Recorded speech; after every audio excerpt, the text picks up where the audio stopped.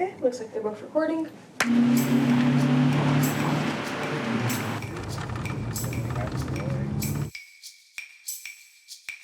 So these are the roads that follow the pipeline. It's 858 miles, give or take 30 miles. So that's, I think, 1,280K. Tomorrow I'll be starting a time trial along the Trans-Alaska Pipeline where I ride from Dead Horse to Valdez.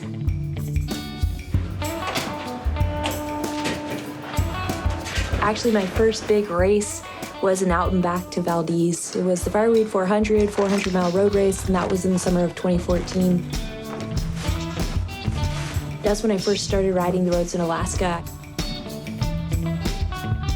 I borrowed my mom's road bike, and on my days off of work, I'd ride as far as I could.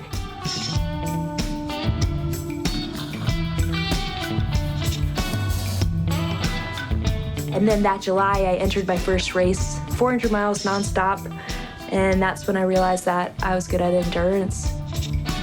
It's actually kind of cool that I'll be riding there again. What is it, 8 years later, something like that? Saddle's a little low. I'm from Anchorage, which is south central. Valdez is a little bit southeast of there. Last summer, I came up with this idea that I wanted to go ride a time trial on it. So I'm back to set a record, and then the idea is to encourage other people both to come up to try to break my record and just to ride the road. Feels like $1 million. That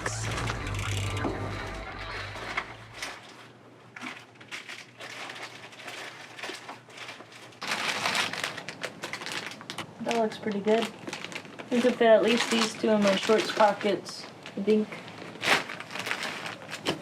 I'll be carrying as much food as possible because there really isn't much for the first 500 miles. So there are 2 restaurants. Hopefully I hit them while they're open, but no grocery stores. So I'm just gonna pack food in every bag, in every pocket, and eat like it's my job.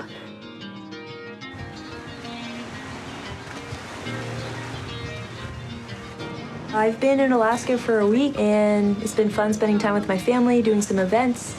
You know, I'm tired, but that's fine. That's all part of it. You know, it's like you just have to show up with what you have and ride with all your heart and see how it goes.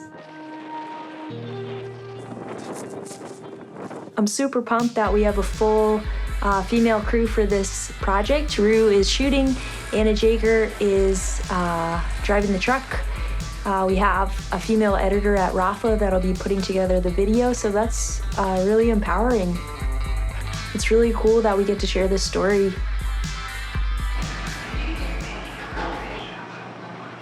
I forgot where I was when we woke up. No idea. Ooh, funny place.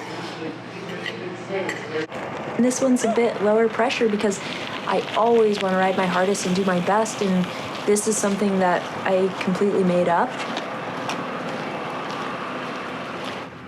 I'm in at the general store in Dead Horse, and this is the start of my pipeline time trial route. And I've got about 3 turns to get to the main road, and then I'm on that for the next almost 500 miles.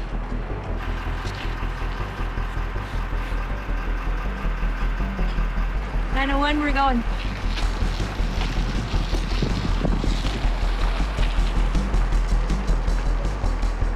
Maybe by putting this story out there, more people will come up and ride. Somebody will come break my record. We'll get some energy into this road. More cyclists, but more cyclists with their own dream and their personal journey. You know, we don't always have to have races or events to do amazing things on the bike.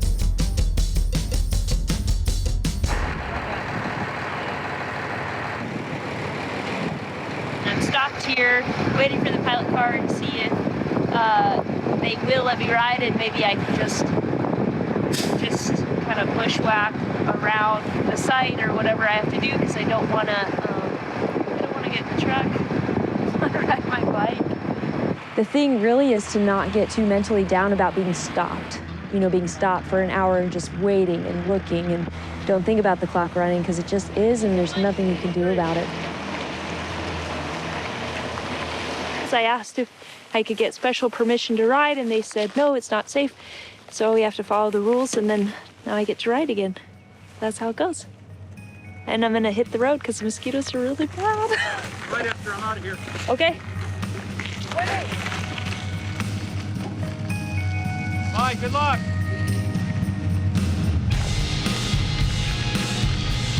First day was really crummy weather. Super foggy, raining, windy. The visibility was extremely low. The roads were very muddy, which made them pretty slow.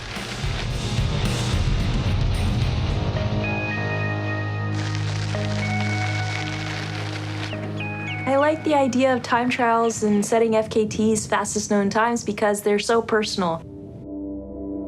You could take any route in the world and then try to ride it your fastest or try to set the overall record on it that people could challenge at any time. It is very mentally challenging to do that compared to riding your race.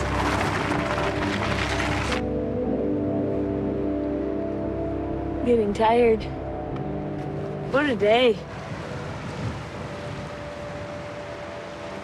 No, it's kind of lumpy, but I don't know if we're gonna find anything better.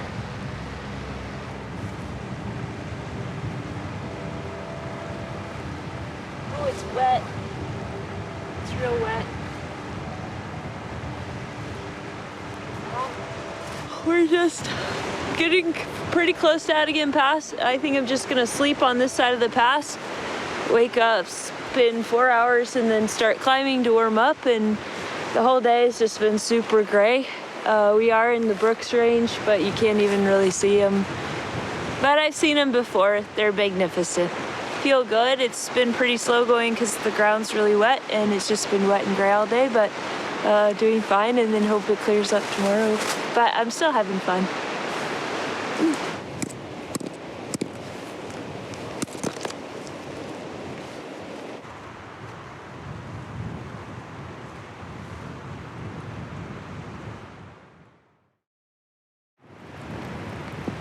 I woke up this morning at 2 o'clock because my tent was shaking like crazy, and it was, the stakes were pulling out.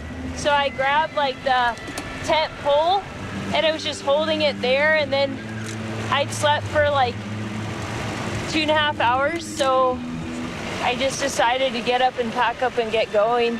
All of my camping stuff is completely soaked.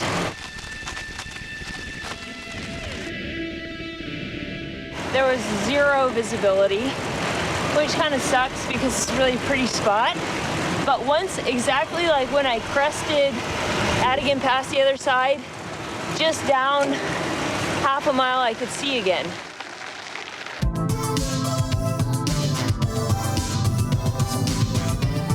Just being out in that terrain, it's so wide open and it's so kind of, I mean, you don't see power lines for the first 450 miles at all. Any power up there is from a generator. It's wild. There's nothing developed. Anything that is developed is either for the pipeline or Department of Transportation to maintain the road. That's it. It's really unique for that.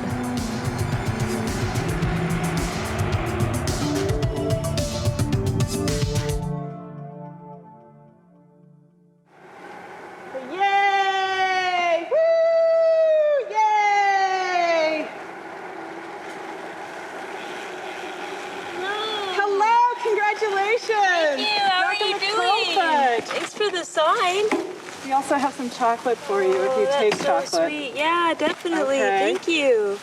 How are you doing? We're great. What are you up to? We came out here to see you. Oh, thanks for coming. Yeah. Can I get a quick picture? Is that okay? Yeah, of course. One of us, can you stand right there?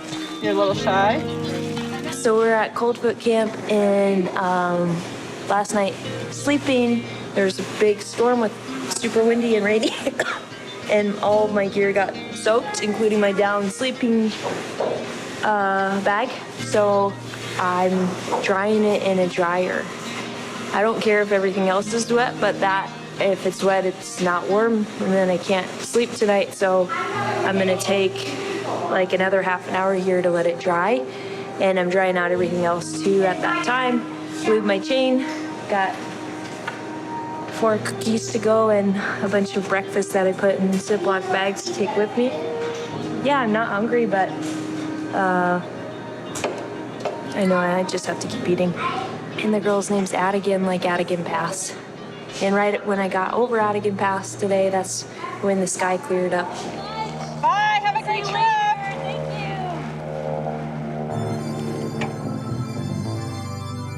The second day is, especially south of Coldfoot, is really, really hard.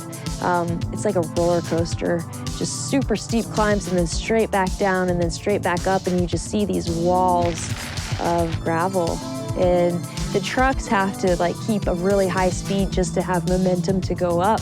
And I mean, I was trying to do the same thing on my bike. You know, I was just like, I was just with my eyes on the road. I was like, don't touch the brakes, just don't touch the brake.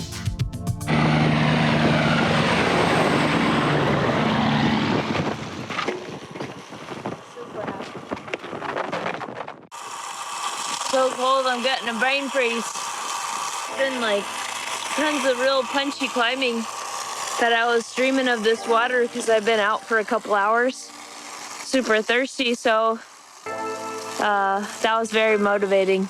So set up, drink a gnarly protein shake and sleep for 4 hours, and then probably get up around 2:30 or so. And I mean, at this point, I'm like 5 miles from the Yukon River. And then from there, 60 miles to the end of the Dalton. I have to go pee over here.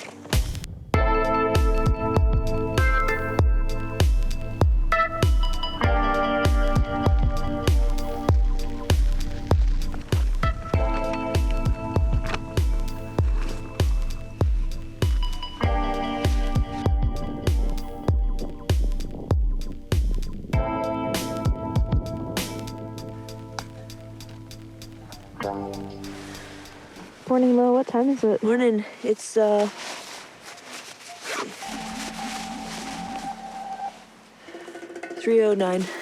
The Dalton Highway is definitely the hardest part of it. That's the haul road, the ice road, trucker road.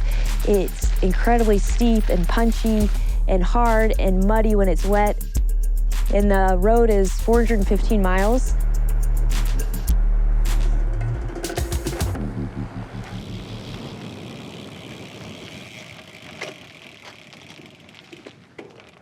So I'm like there,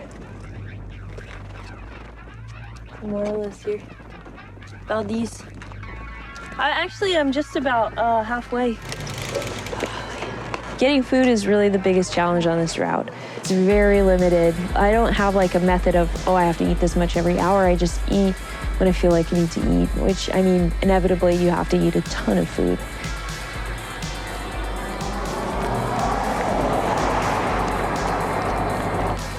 What did you just eat, Lil? Haagen-Dazs bar that's all melted. Got a little on my jersey.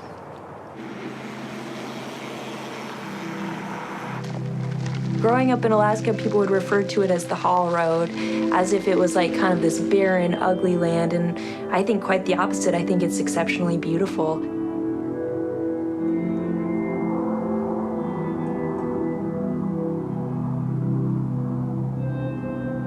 So I made it to Delta Junction. Originally my goal was to get to North Pole today, and then I went another 82 miles, so I'm super happy with that. Had a great day on the bike. Happy to finish the Dalton, happy to get through North Pole, though it was a really tough ride. Everything's good. Okay.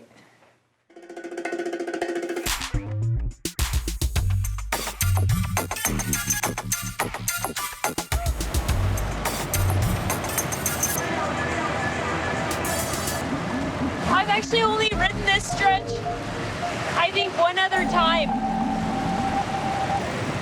And had a bottle of whiskey.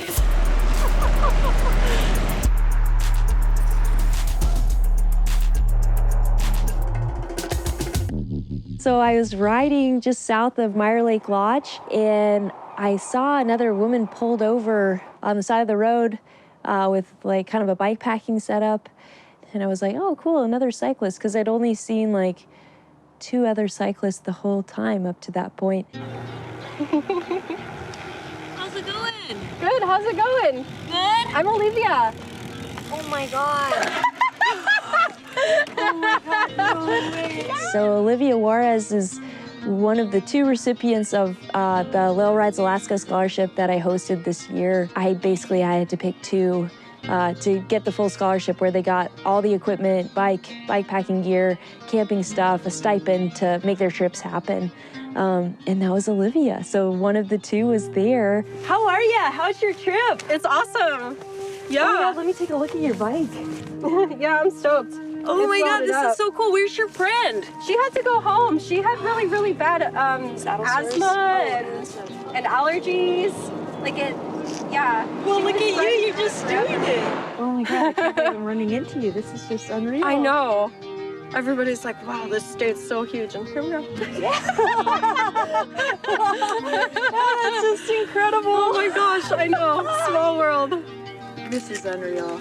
I'm just gonna be just this kind of. And look how beautiful this spot is too. What an amazing place to meet. Yeah, this is super, super cool.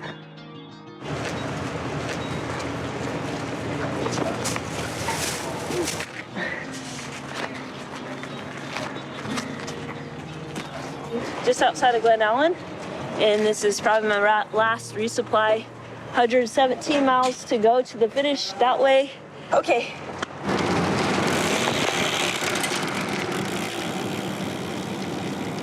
That's so cool. Are you gonna finish right tonight? Yeah. That's so cool. Okay. Hope that's the last construction site. Woo!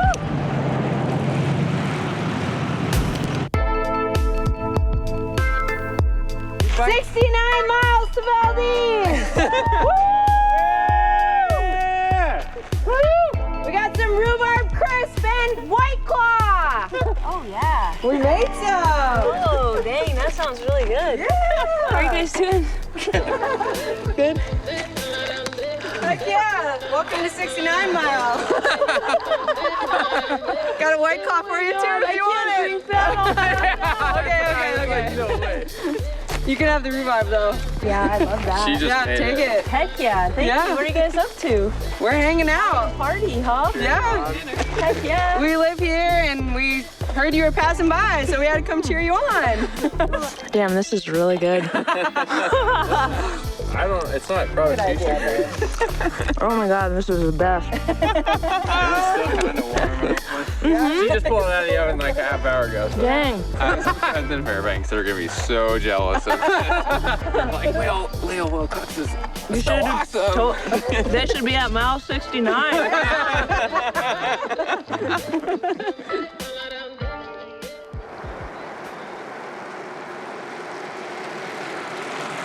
The thing about Alaska is that it's hard. There aren't that many people. It's remote. Distances between places are really great. You do have a level of safety because you are on a road. There will be some traffic. People watch out for you. If you're in like bad shape, they'll offer to help. You know, it's like everyone here knows how hard it is. And we all kind of have to stick together to keep each other safe.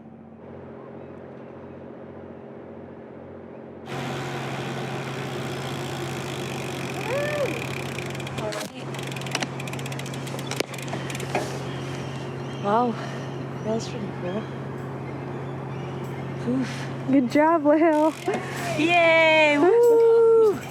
Done. So the FKT on the Trans-Alaska Pipeline took me 3 days, 18 hours, 47 minutes. And that was a lot faster than I thought I would do it. I thought I'd ride in 4 or 5 days, and I felt great on the bike. Last night I didn't stop to sleep because I just wanted to finish, and it's definitely worth it. I'm super happy to be done. My little mini cake. Oh my God! With a 4 for less than 4 days. That's so cool. Yay! Oh. Oh, that's pretty cool. The plan is to take my shoes off and go to bed. Tired.